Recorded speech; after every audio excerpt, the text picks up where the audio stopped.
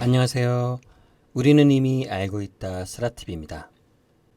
네, 오늘은 중앙선관위의 서버를 임대한 회사 아이플러스텍에 대해서 잠시 얘기를 나눠볼까 합니다. 이 회사에 대해서 간단히 말씀을 드리자면 대표자가 김성철이고 회사 이름은 아이플러스텍입니다. 대표자의 생년월일이 1978년 7월 25일로 나와 있네요. 취임일이 2015년입니다. 회사의 설립일이 바로 2015년인 것이고요. 그렇다면 어떤 연유로 아이플러스텍이라는 회사의 김성철 대표는 1978년생의 젊은 나이에도 불구하고 회사를 세우자마자 그야말로 초특급 울트라 굵직한 공공기관 사업들을 도맡아 하고 어벤져스 같은 직원 8명으로 5년 만에 회사의 역사에 남을 나라 대규모 수주인 선거를 위한 서버 임대 업무를 맡을 수가 있느냐는 것입니다. 여러분께서는 이해가 가시나요? 최소한 저와 제 친구는 아직도 이해를 못하고 있습니다.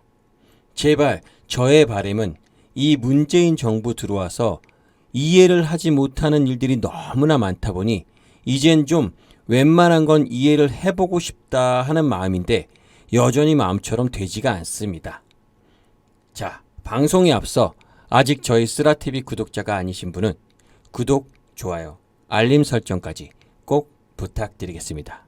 더 좋은 방송으로 인사드리겠습니다.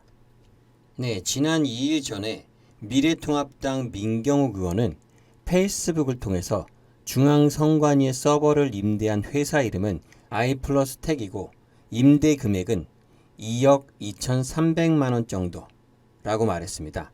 아이플러스텍은 임대 서버의 하드에 들어있는 어떠한 기록도 지워버리지 않기를 간절히 바랍니다. 이것이 국민의 염원입니다라고 민경욱 의원은 페이스북을 통해 전했는데요. 이에 아이플러스텍은 아직 서버 장비가 중앙선관위로부터 반납되지 않았으며 해당 서버가 다른 서버로 쓰이지 않고 있다라고 답을 했습니다. 일각에서는 중앙선관위가 서버를 반납하기로 되어 있어서 디가우징 및 드릴 등의 장비로 관련 장비를 완전히 폐기할 것에 대비하여 아이플러스텍과 지속적인 연락을 취해야 한다는 주장도 나오고 있습니다. 서버 임대 만료 시한이 5월 1일이라고 알려져 있는 가운데 일부에서는 5월 15일까지라고도 주장하고 있어서 의견이 좀 엇갈리고 있는데요. 사전투표 조작 의혹이 이미 널리 알려졌고 서버와 네트워킹 시스템상의 조작이 가장 유력한 의혹의 대상이 되고 있는 상황에서 회사가 선관위로부터 서버를 반납받는다고 하더라도 향후 검찰 조사 등을 받게 될 경우를 대비해서라도 서버 내에 있는 자료는 절대 폐기를 하지 말라.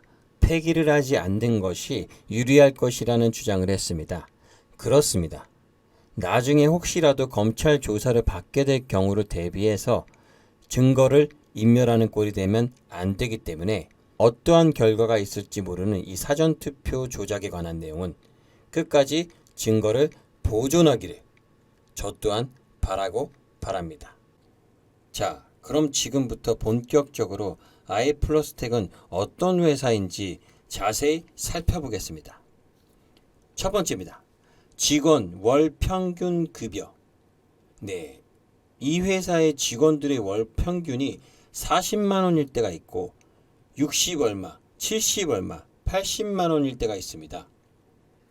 네, 보시다시피 2019년 5월에는 월 평균 급여가 83만 3,333원입니다.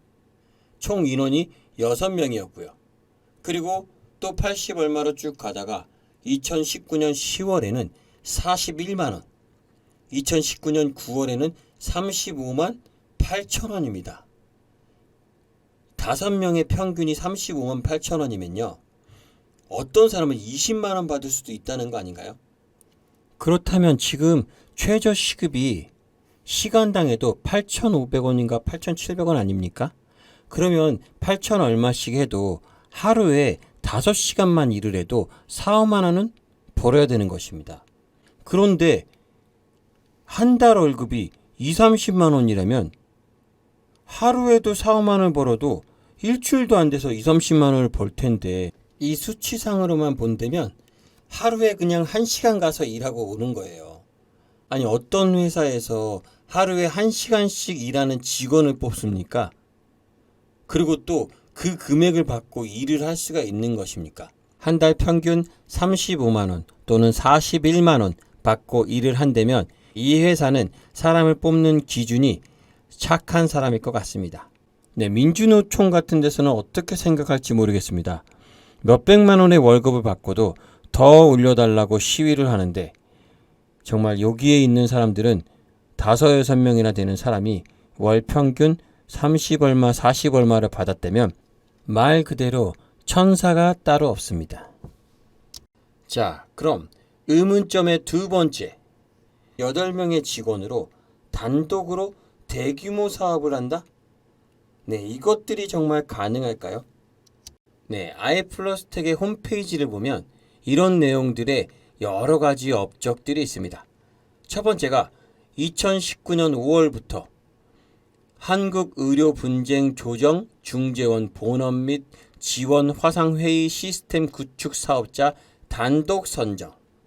또 같은 달입니다.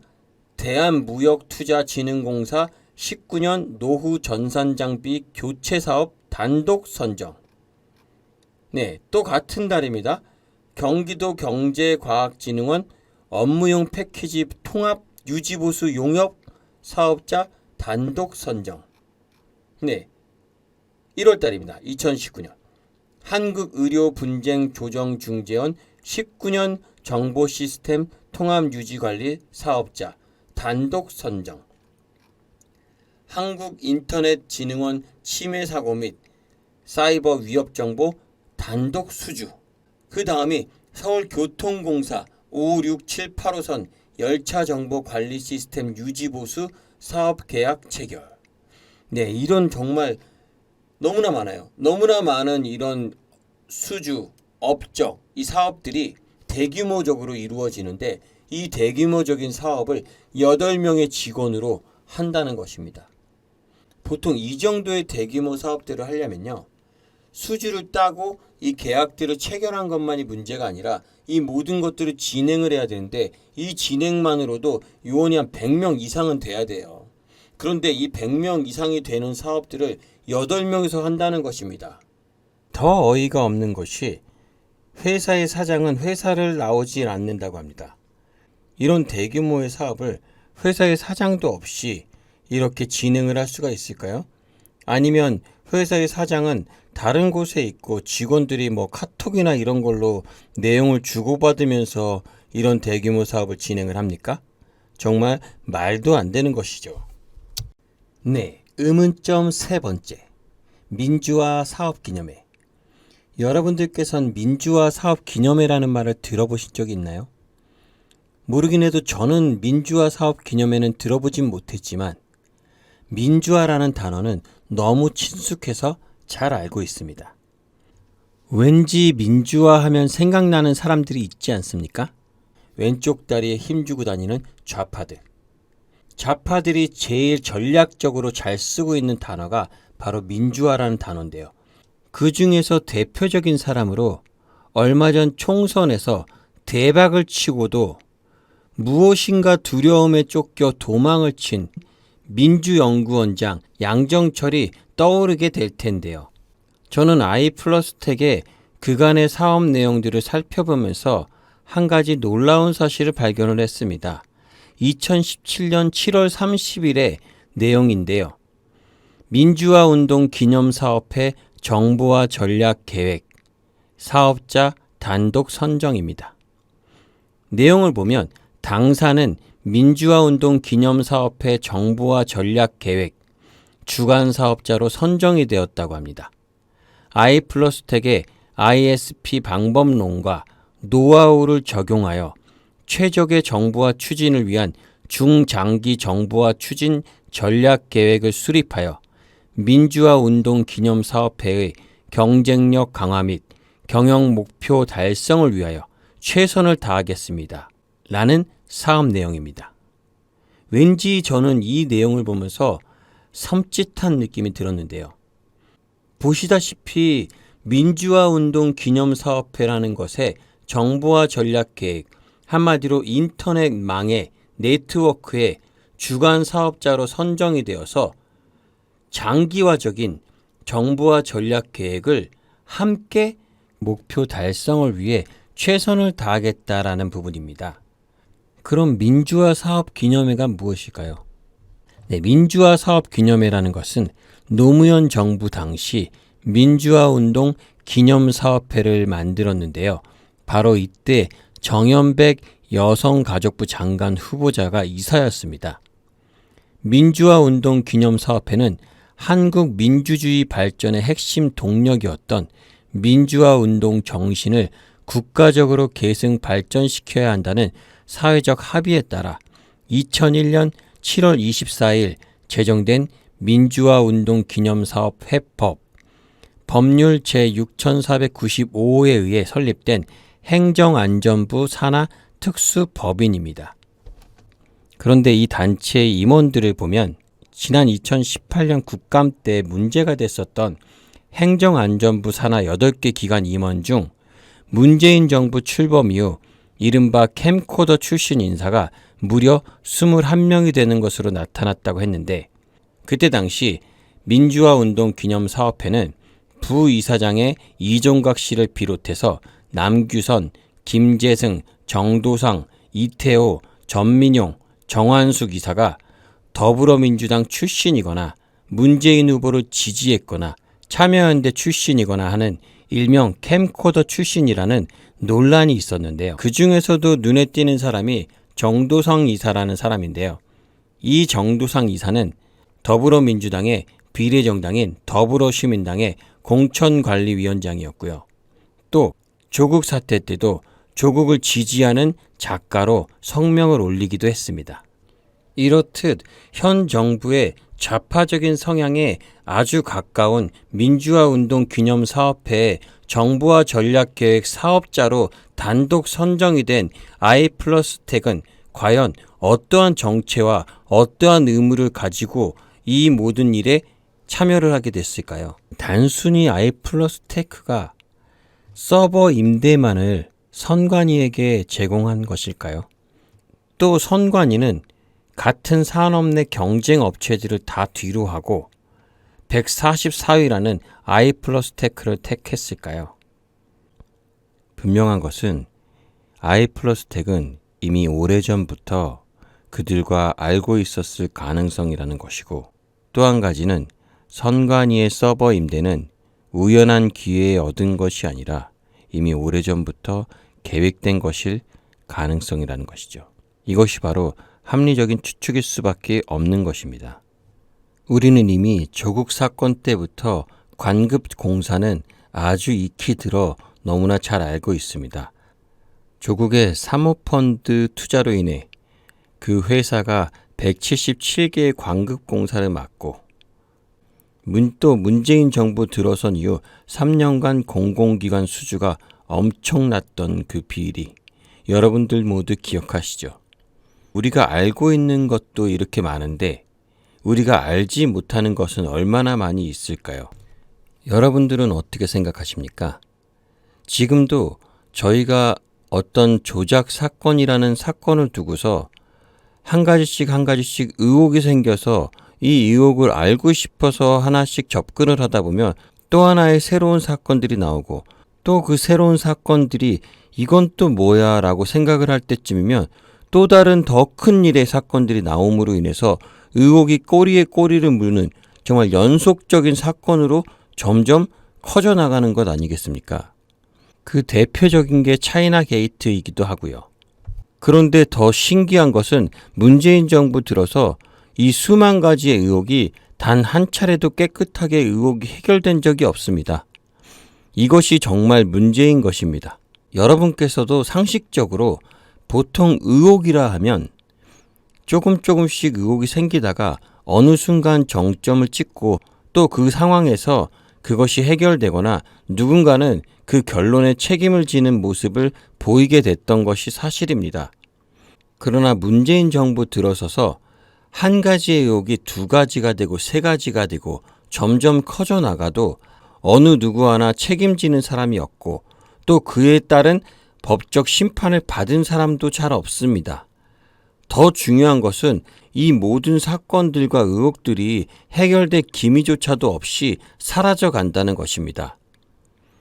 과거 박근혜 정부 시절만 해도 수없이 많은 의혹들이 있다고 연일 보도를 하던 JTBC와 선거 조작에 관해선 단 한 차례도 제대로 기사를 내보내지 않는 공중파 언론들의 이 행태, 이것만 봐도 지금의 문재인 정부가 얼마나 많이 언론을 통제하고 탄압을 하고 있는지 제대로 볼 수가 있는 것입니다.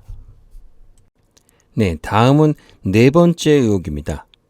바로 2017년 아이플러스텍은 화면 녹화 감사 시스템이라는 아이트래커를 개발하여 발표를 합니다. 이 프로그램은 화면 녹화를 하고 감사를 할 수 있는 시스템인데 자세한 내용을 들여다보면 자체 기술로 개발한 화면 녹화 관리 시스템으로 기업의 내부 직원 및 외주 용역 인원으로부터 주요 개인 정보 및 기업의 민간 정보 유출 감시와 녹화 영상을 추적할 수 있는 최적의 솔루션이라고 소개를 하고 있습니다. 그런데 이 프로그램을 보면 관리자의 설정에 따라 녹화 시간, 길이, 해상도, 프레임 수 등 모든 것들이 변경이 가능하다고 나와 있습니다. 여기에서의 문제가 바로 이것입니다. 중앙선관위가 바로 임차 서버가 조작이 가능하도록 만드는 불법적인 컴파일러를 탑재하도록 했다는 것입니다. 이 컴파일러 기능이 존재라면 내부에서 내부 정보를 수정 또는 조작이 가능하고 외부에서 해킹으로부터 내부 정보를 수정 또는 조작이 가능하도록 할 수 있다는 것입니다. 다시 말해 어떤 외부의 정보를 내부에서 수정 및 조작이 가능하다는 것이고 또 다른 어떤 곳의 외부에서 해킹을 통하여 수정 및 조작이 가능하도록 하는 컴파일러 기능을 불법으로 탑재했다는 것입니다. 왜 중앙선관위는 이런 기능을 탑재를 했을까요? 정말 의심스럽지 않습니까? 갈수록 알 수 없는 행동을 하는 중앙선관위는 도대체 어떤 기관인지 의심스럽지 않을 수가 없습니다. 물론 선관위에서 이 모든 의혹들이 깨끗하게 해결될 수 있는 어떠한 증거들과 어떠한 근거들을 제시를 한다면 많은 사람들은 선거 조작이라고 말하는 사람들을 오히려 비난할 것입니다. 그렇지만 여러분께서도 이미 알고 계시듯이 프로듀서 101도 음악계의 예능 프로그램이지만 한두 사람의 의혹이 그 많은 사건들을 한두 사람의 의혹으로 시작하여서 진실로까지 결국에는 규명이 되었습니다. 이와 같은 정황으로 볼 때 중앙선관위가 선거 때마다 임차 서버를 사용하는 것은 임차 서버를 통해 전상상 개표 방송을 주관했던 것은 아닐까 하는 추측이 있으므로 검찰의 수사가 반드시 필요한 것으로 보입니다. 다음은 의혹의 마지막 다섯 번째입니다. 최근 커뮤니티에 올라온 아이플러스텍의 구인 광고. 이 구인 광고 역시 의심스러운 부분이 있었는데요. 다음의 사진은 아이플러스텍이 구인 의뢰 신청서를 적은 양식이 인터넷에 올라왔는데요. 이 구인 의뢰 신청서를 보면 의뢰일은 2019년 7월 13일이고요. 회사명이 아이플러스텍으로 되어 있죠.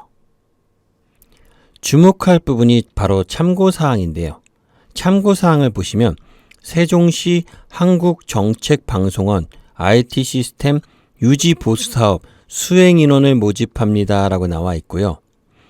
그 밑에를 보면 서버, 네트워크, 보안 분야 인재 추천 바랍니다.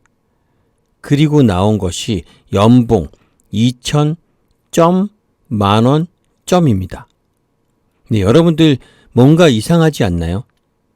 여러분들은 구인 의뢰 신청서를 적는 데면 연봉을 2,000만 원으로 적나요? 네, 보통 우리나라 사람들이라면 잘 사용하지 않는 뭔가 어색한 표현이 분명히 있습니다. 이것은 왜일까요? 이 부분이 지금 인터넷상으로 많은 의혹과 논란이 되고 있는데요. 바로 대표자는 중국인일 것이다, 조선족일 것이다 하는 점입니다. 여러분들은 이 구인 의뢰 신청서를 보실 때 어떤 느낌이 드시나요? 그냥 우리나라 사람들의 일반적이고 평범한 구인 의뢰 신청서로 보이십니까? 아니면 무엇인가 우리나라 사람이 쓰지 않은 다른 나라의 사람의 글씨로 보이십니까? 글씨체가 이상한 부분은 이 부분뿐만 아니라 또 한 가지가 있는데요. IT 관련학자 전공자를 보면 니은자를 찾아볼 수 있습니다. 여러분들은 기역 니은을 쓸 때 니은자를 저렇게 둥그렇게 쓰시나요? 이 또한 우리나라 사람들이 쓰는 글씨체하고는 상당히 뭔가 거리감이 있는 것은 분명해 보입니다. 네, 과연 그렇다면 아이플러스텍은 어떤 회사이고 또 아이플러스텍을 운영하는 이 대표자 김성철이라는 사람은 어떤 사람일까요? 지금 수많은 사람들이 의심을 하는 것처럼 김성철이란 사람이 조선족일까요? 아니면 중국 해커일까요? 또 이 선거 조작이란 사건을 두고 중국과의 연계성이 점점 커져만 가고 있는데요. 이 의혹의 불씨가 점점 커져가는 상황에서 향후 어떤 방식으로 해결해 나갈지 선관위의 행동이 주목이 되는 상황입니다. 아울러 선관위는 더 이상 이 모든 의혹들을 회피하지 말고 이 모든 국민들의 의혹을 납득시킬 수 있는 해명과 근거를 제시하기 바랍니다. 그리고 미래통합당은 이 모든 사건들을 나몰라라 하지 말고 반드시 국민들과 함께 연대하여 스스로 나서서 함께 싸워 나갈 때 앞으로의 선거에서도 더 좋은 결과를 얻을 것이라고 생각합니다.